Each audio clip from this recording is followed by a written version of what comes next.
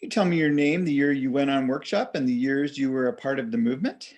I am Dan Kaufman. I was on workshop 33 on Kibbutz Gesher Haziv, Al Yad Nahariya, next to Nahariya, in the Galil Ma'ariv, Western Galilee. And I was there from 83 to 84, September of 83 to August of 84. I am from the Galil, Ezor Galil, right? Is that what we called it? Ezor Galil, the Philadelphia area. Habonim, went to Machane Galil, and from 77 to 81, MB Kaf, which was 50, I guess, at Na'aleh. And then I was a madrich for Amelim at Galil in summer of 83. And then I went on workshop. And was there anything, did you have anything particular that guided you? What made you decide to go on workshop? Well, you did it 4 years before me. And it was sort of the thing to do, I guess. You know, everyone was doing it, so I was getting on the bandwagon. And it also appealed to me just sort of as an adventure, you know, something getting me completely out of my comfort zone. I'm not sure I would have used that terminology before or back then, but it definitely was outside of my comfort zone, traveling, being with a group of people that I really didn't know very well. I think there was one person from my kfutza, from Galil, who was on my workshop, and the rest were from Moshe and Tavor and Gilboa, a few other machonot, and some Canadians thrown in for the mix. So I really didn't know very many people, or certainly not very well. And what were you hoping workshop would be? I don't know, just something different, I guess. I mean, you know, you grew up in Habonim and you just heard all these amazing stories about you know, from your madrichim, about what they did on workshop, about their year in Israel, and it just seemed like something, you know, you wanted to do. You wanted to participate in that. You wanted to have that experience. This is before FOMO, fear of missing out. But yeah, I wanted that experience. I mean, everybody talked about it in really positive ways. So I definitely wanted that experience. All right. Well, now we are going to switch to daily life on workshop. Can you walk me through your memory of a typical day on kibbutz? Well, once we settled in, which took a few weeks or maybe a month or so, in the beginning we had ulpan, where we learned Hebrew for a couple hours in the morning, and then we would go to our anaf, our work branch. I tried out different anafim. I would try out just about anything. I did not do well in the fields. I lasted out a morning in the avocado fields and a day in the banana fields on Gesher Haziv. I felt really bad, but I just did not fit in well in that atmosphere. I don't know what it was, but I couldn't deal. But I liked machines. And so my first real long-term job, which was about 2 weeks, was putting the little numbers on everyone's clothing for workshoppers. So you'd have to write a number on a little piece of iron-on stuff and stick it on there. And after about 2 weeks, I realized I did not want to work in the machsan bagadim, the clothes closet, the laundry. But they thought I did. And they tried to show me how to use other equipment in there, and I did not want to work there. But I ended up in the mitbach, in the kitchen, and I loved it there. I loved working there.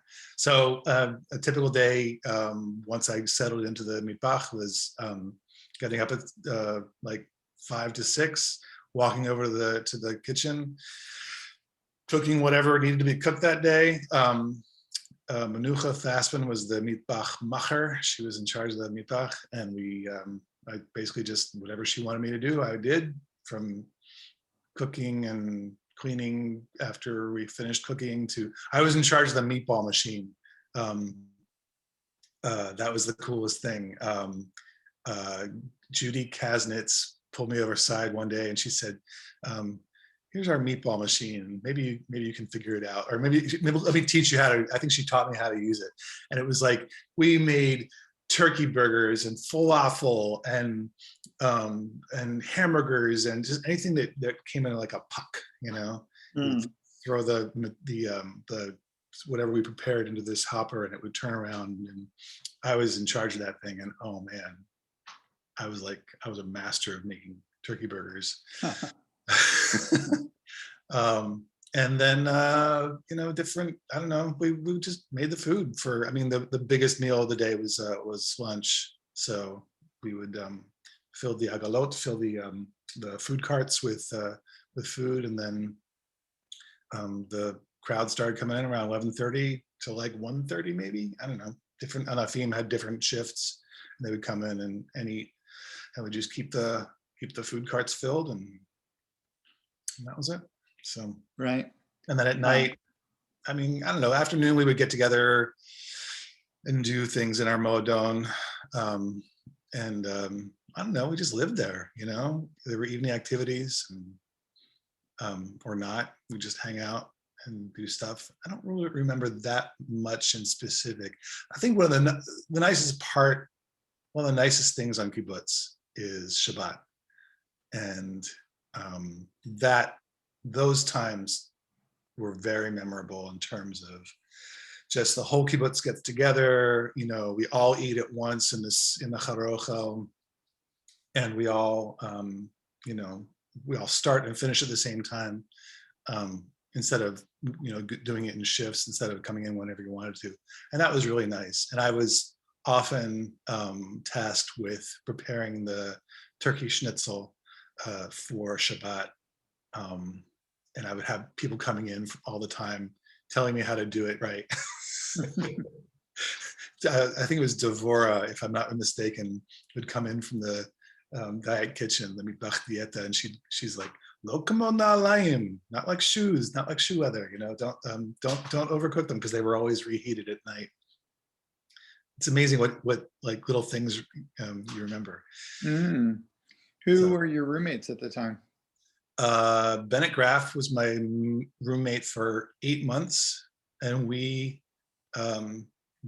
they would Vad Chevra was in charge of the of roommate assignments, and so they would give us a third person. Sometimes it was just the two of us, and sometimes they would add a third person who was either transitioning out of another room or was looking for another roommate. And so we would take them in. But it was we were roommates for about 8 months, and then he got a girlfriend. Mm-hmm. And then he moved in with her. And yeah, and then I floated around a few more times. I was, but we're still friends, which is really cool. Nice. Do you remember who your madrichim were? Eddie Caspi was one, and Zmira Langer, I think it's Zmira, I forget her last name now. She changed her last name. Zmira was, well, she was Israeli, or she's still alive. And Eddie, they were both kibbutzniks, and Eddie, I guess, made Aliyah in the 60s. And from Maryland, I think, maybe. They were great. They had us almost full time. We were a pretty large group. A lot of workshops got split into 2 groups, but ours was like a little too small to do that with, and a little too big for one. But they put us all in one anyway. So there were like 39 of us after the Machon group joined us 6 months in, and so they were pretty much in charge of us. That was mostly their full-time job. They did other things too, I think, but mostly they were in charge of us, making sure that our experience and was well done, well programmed, and everything. And so, but they were great. They were with us all the time, and and there was a lot of shared love between them and us. Um, this was in 1984, right? 83, 84, yeah. Yeah, so that was 45 years ago, and you're remembering names and all sorts of details. That's great. Oh yeah, that was a formative year, really. Yeah. And I'm still in touch with, a fair number of people from the group, and yeah. What do you remember things that you did during your free time? Um, well, I when we first arrived, it was Rosh Hashanah, right? And I remember, being in Habonim, we were all into like Israeli folk dancing, the Kodayam, and it was, and that was really big for me. I remember. I kind of missed that actually, but when we got there, it was Rosh Hashanah. It's like the week after we arrived. The Meshek had this huge party for Rosh Hashanah, right? And we had two charochels, one that was the old one and the new one. We mostly ate the new one, but for Pesach, they would open up the old one too because they had a lot of visitors. But between the two was this little kikar, this little area, and they strung up lights, and they had like a huge party, and they had a DJ who played Israeli folk dancing music all night long. And we're all like, this is awesome. This is amazing. And we just thought this was what they did every weekend. Mhm. That was not the case. But you could go once a month to another kibbutz, or sometimes Gesher Aziv would host it as well, I think.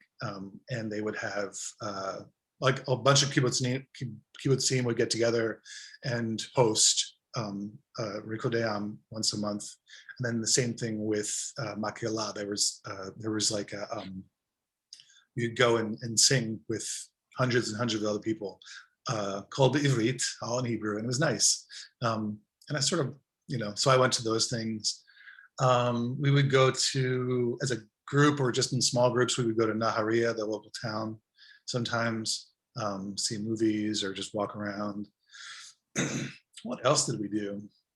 We did trips. We did Tiolim to different places. I think we were like 5 days in the Judean desert. We did these seminars. It was like a 2-week seminar in Jerusalem, 10 days in Tel Aviv. We did some exchange, not really exchange, but we would go down to other kibbutzim in the movement. So we went to Grofit. We went to Kibbutz Gezer. I don't think we went to Urim, but we spent like a week on each of those kibbutzim. So we did stuff. I remember at the at Gezer, they had a kolbo, a market that was done on the honor system. So you would just go in there, take whatever you wanted to, and then write down what you were buying. I think we spent like $300 that week, because there was nobody watching. We honored the honor system. We wrote it down, but we racked up quite a bill. And we paid for it, but it was pretty funny. It's like, if left to our own devices, they had an ice cream thing. You just go in and grab an ice cream. I think the popcorn was free. I think they grew popcorn. Uh-huh. How do I remember these things? Yeah. They had a glue factory. I worked in the glue factory one day. That was messed up. Yeah. Why was it messed up? We were making a delivery of these barrels, like 50-gallon barrels of glue. And we would make, I guess, Gezer made these 50-gallon, I think it was Gezer, pretty sure it was Gezer, 50-gallon things of glue. And then they would deliver it to another company that would portion it into smaller containers for sale, for retail sale. And we get there in this truck filled with barrels of glue. How do I remember this? And the guy who's receiving them has no method of getting them off the truck. And he's like, figure it out, like, it's not my problem. I just want the barrels. I don't care how you get them to me. So he puts some tires down on the ground, and there's like, I don't know, 8 feet between the top of the where the truck ends and the ground end, begins. And he's just like, toss them off, and they'll bounce off of the they'll bounce off of the tires. So we started throwing these 50-gallon barrels of glue off, and the first one lands and it's okay. It lands on the tires and he gets it and rolls away. And the second one, we throw it off and it hits the tire the wrong way and it just all over the place. 50 gallons of glue, just like all over the place. Wow, quite a story. Do you remember how you got your news or your mail? Well, there were no cell phones, there was no computer, and there was one telephone in the Harochel, and one payphone in the Moadon, I think, or next to the Moadon. So I remember mom and dad would write me a letter and tell me they were going to call on a certain day at a certain time, and I should be by the phone by then, at that time. And I think I gave them an idea of when I would be there. And I would just be eating in the Harocha, and someone would say, call for Dan Kaufman, And that's how we received phone calls. And then to make phone calls, you'd get those Habonim, those little phone tokens. And I think you needed about, 10 or 20 of them to make a long distance call to America.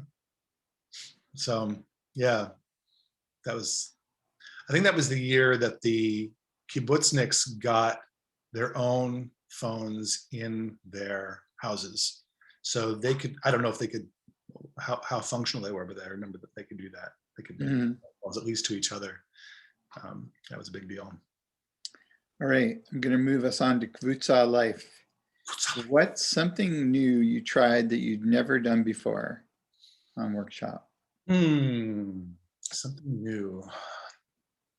I tried, I worked in the kitchen, so I tried foods I would never have eaten before, like cauliflower. It was the first made cauliflower.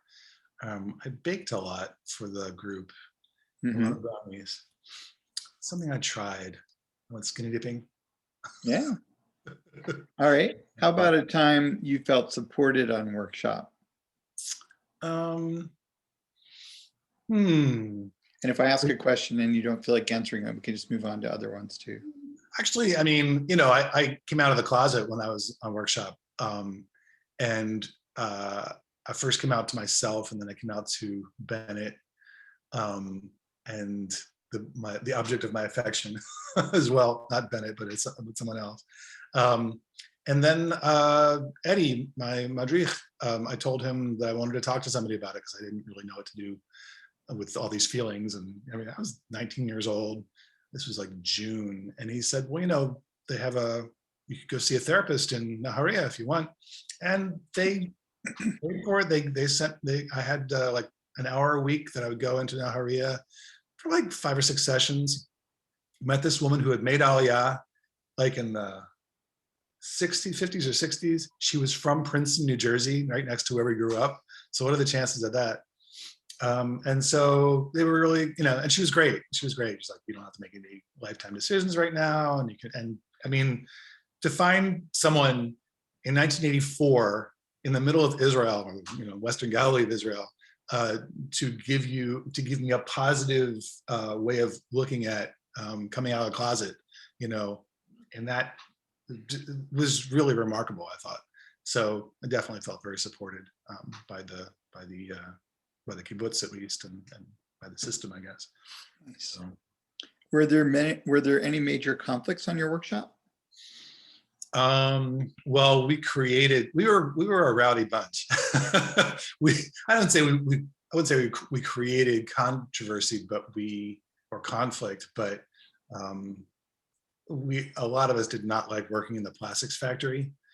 And the worst job, one of the worst jobs you could get was punching pallets. We made these plastic pallets that were used for shipping flowers to Europe or something, and we made like hundreds of them a day, and they're these big, massive things. They're plastic and you had to punch holes in them with this ridiculous tool that they made, and it was just shit work. Let's be honest. And we hated it, and we'd get the night shifts all the time. I was sort of protected from that most of the time. Like Manucha had some kind of spell on the she had some kind of power, maybe because she was like one of the original members or something, but she kept me in the kitchen most of the time. Like I never worked with the turkeys. I never, but I did work in the plastics factory, and you know, I didn't mind it too much. In terms of conflict, I don't know, we had conflict. You know, there was a vad chevra that dealt with conflicts, you know, among different members of the group, but I don't think that anything was insurmountable. A few people sort of left. One guy just sort of left. Erwin Figuera. He just disappeared. We found out later on he went to Turkey, but we never heard from him again. Wow. Yeah. And what, do you have any memories of a silly thing that you did with your futsal? A silly thing. No, I don't. No. I mean, no. Yeah, it was a good group. We had fun. I know there were some guys in the from the Mosh crowd who were kind of pranksters, I guess. But no, we all really got along well with each other, and I can't think of anything silly I did. So this next section is called Living Through History in Israel. And so there's a few questions, and you can just, anything that comes to mind obviously would work. What major news events do you remember in Israel, North America, and how did they impact you on kibbutz? Well, the first thing that happened when we got there, really, I think it was October, November. That was when the Marine barracks in Beirut were bombed. I thought anyway, they were going to hand us our passports and we were going to go back home like immediately. I really thought that was going to happen, but it didn't. But you know, so that was weird being there at that time. There was we would get Newsweek International once a week, and so we saw, you know, things that were going on in the States, but you know, again, very little television, very little radio, and we got the Jerusalem Post, so we saw some things. But in terms of, like, you know, we missed a whole year of American culture. I remember the Cabbage Patch Dolls were on the cover of Time or Newsweek International, and I was like, what the hell's that? You know, but apparently that was like all the rage, so we missed that. But I'm trying to think of what else. It was the 36th anniversary of the kibbutz while we were there, so that was kind of, you know, 36 is a good number, and so it was nice to be there at that point for that celebration. And I don't know. I mean, I remember celebrating different holidays, and the holidays there are really a big deal. During Pesach, you know, working in the Mitbach, we prepared a lot of food. And I remember one of the founders of the kibbutz died like the day before Pesach, which was super sad. It was very sudden, and so it sort of put a, you know, a heaviness on the celebration. But you were commanded to observe Pesach, so we did. But it was you know, a much more subdued celebration than one that we were planning, I guess. Who are some of the interesting people you met during workshop? Everybody on my futsal. Everybody was interesting in their own way. But let's see, interesting people. People that should meet each day. I don't know. I mean, you know, everyone was like, we had some characters on the kibbutz. I remember there's this one guy, I think he was from Canada, but he had made Aliyah, I don't know, years before. And he had this really he really tried to do the Israeli accent to the point where, you know, you weren't sure whether he was born in Israel or not. And I just thought that was pretty funny. Um, who, I don't know, is there anybody else that was really interesting? No, we had a great group, and there were some really great people on the kibbutz. I mean, you know, we had like when we went on this Tehillim, actually right behind me, like way behind me, is a picture of our trip to the Judean desert, and Ishai was our leader whenever we went, and he looked like Yosemite Sam and or the Lorax or something, but he was like really knowledgeable about Israeli history and geography, and he would just lead these Tehillim, you know, for days on end. He was amazing. And I remember this one time we took this bus down a road to like a cul-de-sac, and I wouldn't have been able to turn a Toyota around in that thing, but he got out of the bus and directed the bus driver to turn it around. I don't know how he did it, but Nice. he was awesome. Here's an interesting one. How was it different to be Jewish on Workshop? How is it different to be Jewish on Workshop as opposed to? Well, you know, being Jewish in the United States, being Jewish on Workshop. Well, I mean, I can't speak for what it's like today, but I know, I mean, you know, it's kind of like you're the default, you know, everything is designed for you as a Jew. And so, you know, all the holidays are national holidays, all the, you know, everyone's speaking Hebrew. And so, yeah, I mean, it's just, you just assume that everyone is on your side, I guess. You don't have to explain a lot of things, especially Habonim things, because you're all in Habonim, you know? Right. So that shared culture, that shared experience was awesome. Do you have anything that you want to share that wasn't in the workshop brochure? Well, I remember as rowdy as we were told constantly, you know, like about, well, achrayut ishit and achrayut klalit, you know, personal responsibility and the responsibility for the whole or for the group. And I think we were really determined to carry that out, to sort of be responsible and be and really work hard at our jobs and everything, and you know, show them that we were good people. We went to Jerusalem seminar. We were there for 2 weeks in Jerusalem and doing all sorts of things. We spent a weekend with Ba'alei Tshuva, I call them born again Jews. And I remember it was Shabbat. We were in their Moadon, and they thought we were just like these heathens, I think.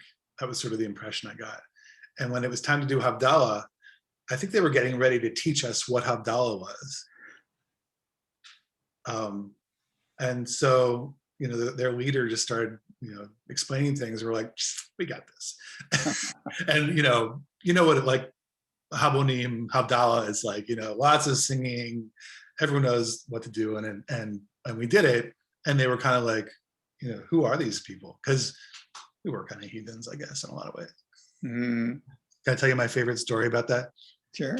I was, so we were in the Moadon, and they had this big kumkum, big coffee pot, you know, filled with water, hot water.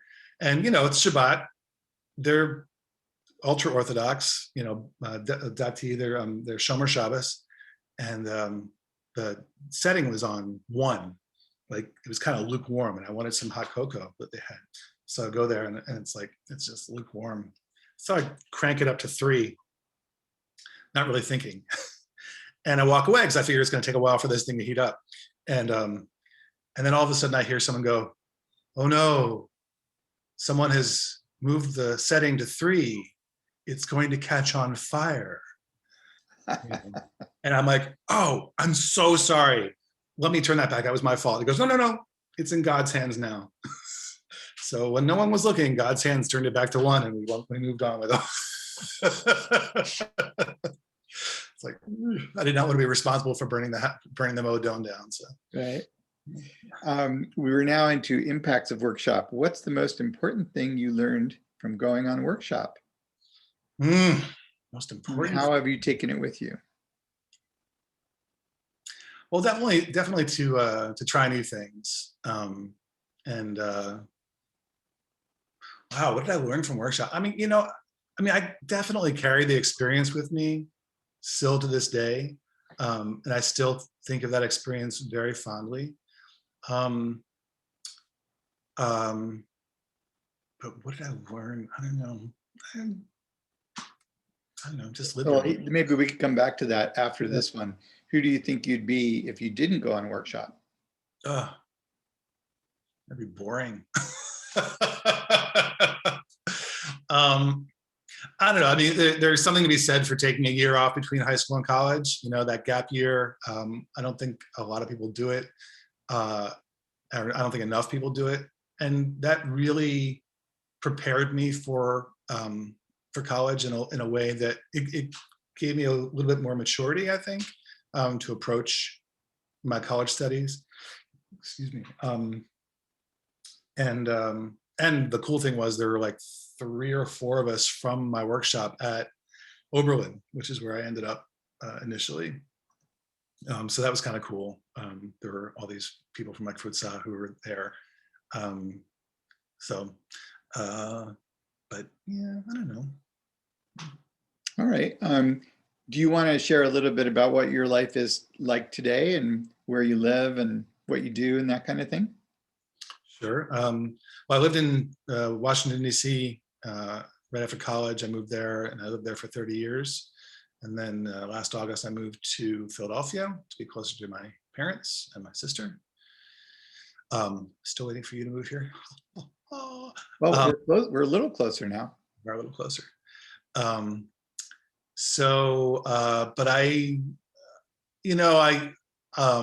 I've run my own company for 28 years. When I first started it and when I first started hiring people, I always made sure, I was a very good socialist. Even though I was a capitalist as well. So, but Habonim affected me. So I was very into making sure that, everyone else got paid before I did. And that, I covered part of their health insurance. Couldn't do that today, but and now I work alone. But I still have this promotional products company that I've run for all this time, and I still try to do some volunteer work. When I was in DC, I volunteered a lot of my time at the Meals on Wheels organization in DC called Food and Friends, and I worked in the kitchen, just like I did on kibbutz. And that experience, I think, perhaps more than any other, it took me a while to realize that that's what I enjoyed doing, even though I loved the work on kibbutz. It never occurred to me that I could do that for a living in the States, or that I would enjoy it. And so maybe that is one thing that it took a while to kick in, but it finally dawned on me, like, oh, I do well in industrial sized kitchens. Mm-hmm. I remember when we would visit other kibbutzim, the first thing I wanted to see was the kitchen, to see how it ran and what cool equipment they have or whatever. So, right. Any final thoughts about your workshop time and any other things that have come to mind? No, I mean, I learned Hebrew while I was there. I was really reluctant to at first because I wasn't sure I was going to stick around. Maybe that's one of the things I take away from that experience. If you do stick it out, if you do stick around, you can really learn a lot about yourself and about the world. I think I tended to not stick around if something got uncomfortable in the past, and that taught me to just stick with it. So, mm-hmm. And do you have any advice for people who are about to go on workshop? Well, I know it's a very different program these days. We spent almost all of our time on kibbutz that year, and so I know they spend time on the city and doing other kinds of things, which is amazing. I wouldn't have traded my experience for the world, but yeah, I mean, I think that what they're doing with it now is also obviously very very cool, and have fun with it. Just experience and enjoy the experience, because you're only young once. Awesome. Well, thank you, Dan Kaufman, for sharing with us your thoughts about workshop. And we'll call that a wrap. All right. And like that. Good job. Short and sweet.